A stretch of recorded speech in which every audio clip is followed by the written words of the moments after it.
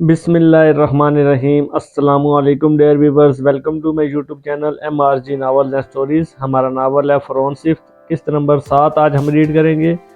तो स्टार्ट करने से पहले आप लोगों से रिक्वेस्ट है, काइंडली चैनल को लाइक करें, सब्सक्राइब करें। चलिए स्टार्ट करते हैं।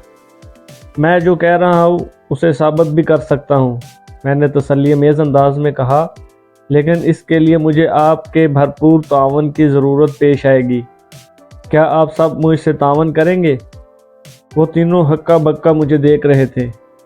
इन्हें यकीन नहीं आ रहा था कि एक थानेदार इनके घर में बैठा तसल्ली फली की बातें कर रहा था। नूर बीबी ने ताजी से कहा, थानेदार साहब के लिए कोई लस्सी पानी ले आ बेटी। ताजी वहाँ से हटी तो नूर बीबी ने मुझसे पूछा, आप हमसे किस किस्म का तावन चाहते हैं थानेदार साहब? मैं चौधरी हुक्मदाद एंड कंपनी को रंगे हाथों गिरफ्तार करने के लिए एक छोटा सा ड्रामा करना चाहता हूँ। मैंने रुक रुक कर बताना शुरू किया। आप लोगों को इस ड्रामे में एक छोटा सा किरदार अदा करना होगा, मेरी हदायत के मुताबिक। फजलू अचानक बोला, थानेदार साहब, आपको अंदाज़ा है कि आप कितनी बड़ी बात कह रहे हैं। आज तक कोई थानेदार हवेली की वसीकों पर हाथ नहीं डाल सका। शायद आज से पहले कोई हिम्मत वाला थानेदार इस इलाके में आया ही नहीं चाचा, वरना चौधरियों को मनमानी की खुली छुट्टी न मिली होती। ये चौधरी बहुत ख़तरनाक लोग हैं थानेदार साहब, फजलू ने मरियल सी आवाज़ में कहा। हमारे साथ साथ खामखा आपके भी दुश्मन हो जाएंगे। ज़िंदगी और मौत देने वाली सिर्फ खुदा की ज़ात है, मैंने हौसला अफजा लहजे में कहा। जिस तरह इज़्ज़त और ज़िल्लत उसी के हाथ में है। इस गांव में ज़िंदगी, मौत, इज़्ज़त और ज़िल्लत के ठेकेदार सिर्फ चौधरी हैं। फजलू ने कहा, आप नए नए आए हैं, इसलिए इन लोगों की ताकत का अंदाज़ा आपको नहीं है। चौधरी जितने भी ताकतवर हों, मगर कानून से ज़्यादा ताकतवर नहीं हो सकते। मैंने पुरएतमाद लहजे में कहा, क्या आप इन लोगों को गिरफ्तार कर सकते हैं? फजलू के लहजे से बेयकीनी यहाँ थी। इन्हें हथकड़ी डालकर थाने में बंद कर सकते हैं? क्यों नहीं चाचा, मैं हर मुजरम को पकड़ने का इख्तियार रखता हूँ, मैंने मजबूत लहजे में कहा। कानून की नज़र में सब बराबर होते हैं, खा वो कोई चौधरी हो या आम आदमी। सब के लिए वही हथकड़ी है, वही जेल की सलाखें हैं और वही फांसी का फंदा है। मैंने आप जैसा थानेदार अपनी पूरी ज़िंदगी में नहीं देखा। फजलू ने आंखें फैलाकर मेरी जानब तकते हुए कहा, आपका नाम क्या है? मलक सफदर हयात, मैंने ठहरे हुए लहजे में जवाब दिया। वो जोशीले लहजे में बोला, खुदा आपको लंबी हयाती दे थानेदार साहब।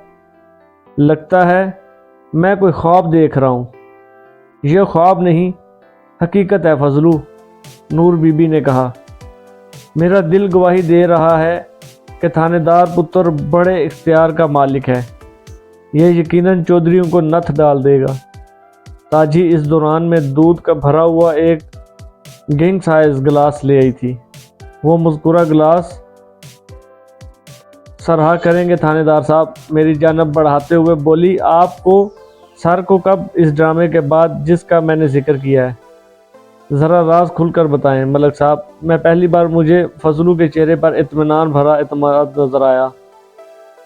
मैंने कहा, आप पहले ये बताएं कि आज चौधरी को खेतों में मजदूरी करने क्यों नहीं गए? हम गए थे, नूर बीबी ने फजलू की जानब देखते हुए कहा, लेकिन दोपहर के वक्त वापस आ गए थे। मैंने कहा, कमाल है, मुझे तो बताया गया था कि आप लोग आज घर से बाहर ही नहीं निकले। आप अगर खेतों में काम करने गए थे तो इतनी जल्दी वापस क्यों आ गए?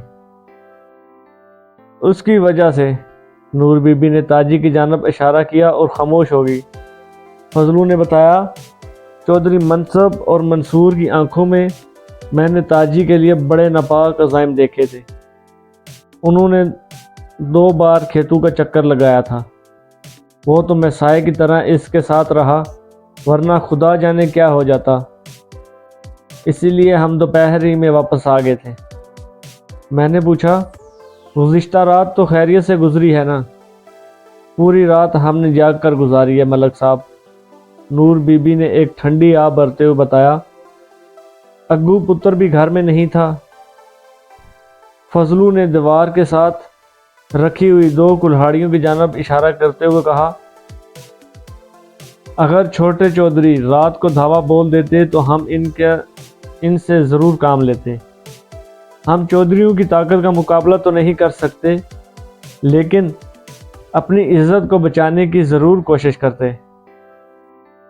पहले ताजवर ताजी का गला काटते, फिर खुद भी अपने हाथों से अपनी जान के लिए या चौधरियों के गुमाशों के हाथों मौत हमकनार होते। अपनी इज्जत को महफूज करने के बाद जान देना कोई शर्म की या घाटे की बात ना होती। इसकी नौबत कभी ना आती फजलू, मैंने उसका बयान ख़त्म होने के बाद कहा। क्यों मलक साहब, आप ये बात इतने वसौख से क्यों कह रहे हैं? मैंने तफसीलन इन्हें बताया कि मैंने 2 सादा पोश पुलिस एहलकार इनकी हिफाजत के लिए मामूर कर रखे थे। यह सुनकर उनके चेहरों से इत्मीनान झनकने लगा। फजलू ने बेताबी से पूछा, आप चौधरियों को घेरने के लिए कौन सा ड्रामा रचाना चाहते हैं और हमें इसमें क्या किरदार अदा करना होगा? मैंने कहा, कल का दिन आप तीनों में से कोई भी घर से बाहर नहीं निकलेगा। ठीक है, हम ऐसा ही करेंगे, फजलू ने कहा।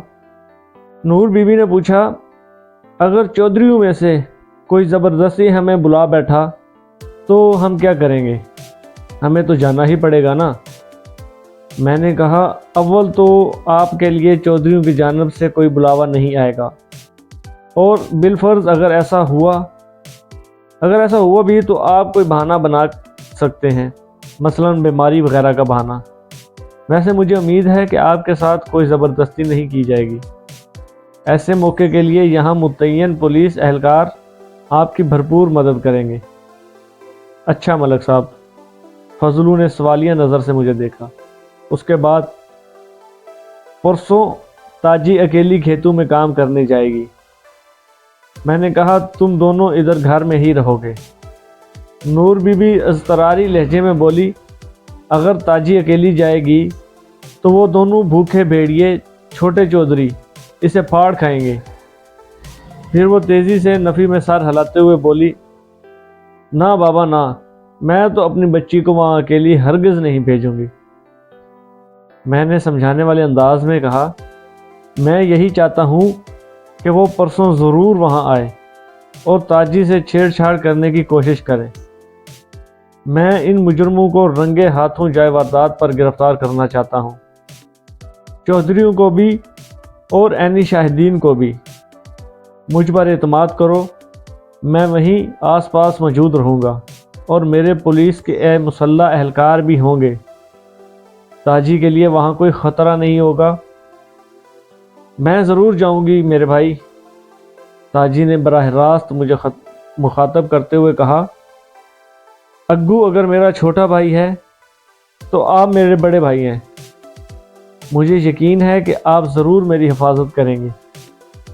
इसके बाद क्या होगा मलक साहब? फजलू के लहजे में खदशात की भरमार थी। हमें इस गांव में रहना है, मैंने कहा, इसीलिए तो ये सब ज़रूरी है चाचा, वरना तुम्हारी ताजी ही नहीं बल्कि इस गांव की किसी बहू बेटी की इज़्ज़त महफूज नहीं रहेगी सवाए चौधरियों के। लेकिन अगर एक बार ये चौधरी कानून के रगड़े में आ गए तो इनका सारा गुरूर नाक के रास्ते निकल जाएगा। इस तरह दूसरी में भी हिम्मत पैदा होगी कि वो जुल्म के ख़िलाफ़ आवाज़ उठा सकें। बाद में ताजी को तो उसके बाद हमारी ताजी को तो थाने और कचहरियों में भी बयान देने के लिए बार बार हाज़िर होना होगा। लोग हमारे बारे में क्या सोचेंगे? फजलू ने सहमे हुए लहजे में कहा। ताजी ने पुरजोश लहजे में कहा, बाबा, लोग यही सोचेंगे कि ताजी बड़ी बहादुर निकली। उसने हम सब बहुओं और बेटियों के लिए जिहाद किया और पहला पत्थर फेंक कर सबकी इज़्ज़त को महफूज कर दिया। मैंने महसूस किया कि नूर बीबी और ताजी पूरी तरह मेरा साथ देने को तैयार थी, जबकि फजलू نیم رضامند تھا۔ میں نے باتوں ہی باتوں میں اس کا حوصلہ بڑھایا اور تھوڑی ہی دیر میں وہ پر اعتماد نظر آنے لگا۔ نور بی بی نے پوچھا، اگر اس موقع پر ہمارا پتر اگو بھی ہمارے ساتھ ہوتا تو زیادہ اچھا ہوتا۔ آپ اسے چھوڑ نہیں سکتے تھانے دار صاحب؟ اگو تھانے کے حوالات میں زیادہ محفوظ ہے، میں نے کہا۔ اس میں بھی ایک مسلط پوشیدہ ہے جو ابھی آپ کو سمجھ نہیں آئے گی۔ فضلو نے پوچھا، ملک صاحب آپ یہ ساری کارروائی پرسوں کیوں ڈالنا چاہتے ہیں؟ یہ کام کل بھی تو ہو سکتا ہے۔ کل مجھے اس سے بھی زیادہ ایک ضروری کام کرنا ہے، میں نے کہا۔ جیسے آپ کی مرضی چاچا فضلو، ابھی تھوڑی دیر کے لیے میرے ساتھ تھانے جانا پڑے گا، میں نے اٹھتے ہوئے کہا۔ تھانے؟ وہ چکنا ہوا۔ وہ کس کے لیے جناب؟ چھوٹے چودھریوں کے خلاف رپورٹ درج کروانی، میں نے کہا۔ تم رپورٹ میں اس بات کا خاص طور پر ذکر کرو گے کہ وہ دونوں افراد تمہاری بیٹی کو میلی نظر سے دیکھتے ہیں اور ان کی وجہ سے تمہاری عزت انتہائی محفوظ ہے۔ کوئی گڑبڑ تو نہیں ہو جائے گی ملک صاحب؟ کیسی گڑبڑ؟ میں نے سوالیہ نظر سے اسے دیکھا۔ میں ہوں نا، ہر گڑبڑ کو درست کرنے کے لیے یہ ضروری ہے ملک صاحب۔ اس کے لیے پھر تمہیں فکر مند ہونے کی کیا ضرورت ہے؟ بہت ضروری ہے، میں نے حتمی لہجے میں کہا۔ پولیس کارروائی کے لیے رپورٹ کا درج ہونا بہت اہمیت رکھتا ہے۔ فضلو تم تھوڑی دیر بعد میں واپس آ جاؤ گے۔ ایک لمحے کے توقف سے میں نے اضافہ کیا، تم گھر کی طرف سے بے فکر رہو، میرے مسلح سادہ پوش اس گھر کی حفاظت کریں گے۔ فضلو نے حوصلہ پکڑا اور میرے ساتھ گھر سے نکل آیا۔ تھوڑی دیر بعد ہم تھانے میں موجود تھے۔ میں نے ضروری کارروائی کے بعد تمام اہم مقامات پر فضلو کے نشانات، انگوٹھا ثبت کیے، پھر حوالات میں اس کے بیٹے اگو سے اس کی ملاقات کروا دی۔ وہ بیٹے کو مناسب حالات میں دیکھ کر مطمئن ہو گیا۔ کچھ ہی دیر بعد میں نے فضلو کو واپس گاؤں روانہ کر دیا۔ اگو بڑی بے چینی سے حالات جاننا چاہتا تھا۔ میں نے اسے مختصراً اپنے منصوبے سے آگاہ کیا تو اس کے چہرے پر اطمینان جھلکنے لگا اور جوش لہجے میں بولا، اب تو مجھے آپ چھوڑ دیں گے نا؟ کیوں، اب کیا ہو گیا ہے؟ اس کارروائی کے موقع پر مجھے کھیتوں میں موجود رہنا چاہیے۔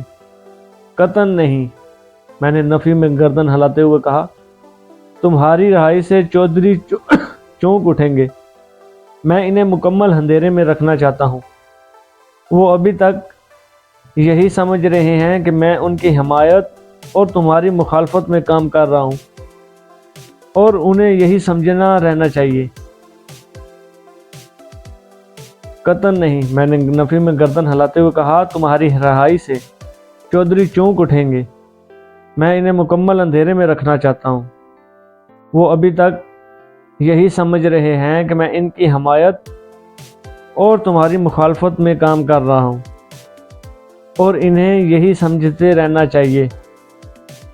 ہماری کامیابی کا دار و مدار ان غلط فہمی پر ہے، اور اس کے لیے جب تک تمام کارروائی مکمل نہیں ہو جاتی تم سرکاری مہمان ہی رہو گے۔ کیا تمہیں یہاں کسی قسم کی تکلیف ہے؟ اس نے نفی میں سر ہلایا۔ میں اٹھ کر اپنے کمرے میں آ گیا۔ اگلے روز میں نے ایک ASI سب انسپکٹر کی سرکردگی میں 4 افراد پر مشتمل ایک پولیس پارٹی پٹواری رب نواز کو گھیرنے کے لیے روانہ کر دی۔ دوپہر کو مذکورہ پارٹی پٹواری کو لے کر واپس آ گئی۔ میری ہدایات کے مطابق SI نے پٹواری کو باہر برآمدے میں بچھی ہوئی ایک بینچ پر بٹھا دیا۔ میں روزمرہ کے کاموں سے اس طرح مشغول ہو گیا جیسے پٹواری تھانے میں آیا ہی نہ ہو۔ میں دانستہ اسے انتظار کی کوفت میں مبتلا کر رہا تھا۔ اس نے کئی بار میرے کمرے میں آتے جاتے اہلکاروں سے کہا کہ وہ مجھے اس کے بارے میں اطلاع دیں۔ اہلکار ایسا کرتے بھی رہے، لیکن میں جان بوجھ کر اسے نظر انداز کرتا رہا۔ بالآخر 4 گھنٹے کے طویل انتظار کے بعد میں نے اسے اپنے کمرے میں بلا لیا۔ کمرے میں موجود حوالدار کو میں نے پہلے ہی کچھ خصوصی ہدایات جاری کر دی تھی۔ میں سر جھکا کر میز پر پھیلے ہوئے کاغذات کا جائزہ لینے لگا۔ پٹواری رب نواز کمرے میں داخل ہوا اور سیدھا میری میز کی جانب بڑھا۔ پھر ایک کرسی کھینچ کر بیٹھنے لگا تو حوالدار نے گرج کر کہا، اوئے کون ہو تم؟ پٹواری ہوگا کبھی مجھے اور کبھی حوالدار کو دیکھنے لگا۔ اسے ایسے رویے کی توقع نہیں تھی۔ بلاخر وہ مجھے مخاطب کرتے ہوئے بولا، تم اس وقت پٹواری ہو۔ اس کی عمر لگ بھگ 50 سال تھی۔ اس نے کوہرے لٹھے کی شلوار کے اوپر بوسکی کی قمیض، کالی واسکٹ پہن رکھی تھی۔ بالوں میں خساب کا رنگ نمایاں تھا اور اس نے نظر کا چشمہ۔ تھانے دار صاحب، میں اس علاقے کا پٹواری ہوں۔ رب نواز، آپ نے مجھے یاد فرمایا، بلکہ ایک مجرم ہوں۔ میں نے تیز نظروں سے اسے گھورا۔ قمیض پر بھی لگا رکھا تھا۔ اس کے چہرے پر ازلی پھٹکار برستی تھی۔ میرے جملے نے اسے کپکپا کر رکھ دیا۔ وہ غصے بھرے لہجے میں بولا، شاید آپ کو غلط فہمی ہوئی ہے تھانے دار صاحب، میں کوئی مجرم نہیں ہوں۔ اس علاقے کا ایک معزز، کیا شکوہ یہ میں پھر بھی کہوں گا کہ یہ کوئی طریقہ نہیں ہے کسی شریف آدمی کو بلانے کا۔ آپ کے شخص ہوں، بڑے بڑے لوگ مجھے سلام کرتے ہیں۔ آپ نئے آئے ہیں، اسی لیے آپ کے سپاہی گئے اور مجھے گھر سے پکڑ لائے اور یہاں کرسی پر بیٹھنے کی اجازت بھی نہیں دی۔ اس نے موزانہ انداز سے حوالدار کو دیکھا۔ میں نے کہا، میرے سامنے مجرم کو کرسی پیش نہیں کی جاتی، بلکہ کھڑے کھڑے اس سے پوچھ گچھ کی جاتی ہے۔ جی ویورز، اس سٹوری میں ذرا تھوڑی سی غلطی ہوئی ہے لکھنے میں، اس کے لیے میں آپ لوگ سے معذرت کرتا ہوں۔ انشاءاللہ نیکسٹ ایپیسوڈ میں یہ سین نہیں ہوگا۔ بہت شکریہ دیکھنے کا۔ کائنڈلی چینل کو لائک کریں اور سبسکرائب کریں۔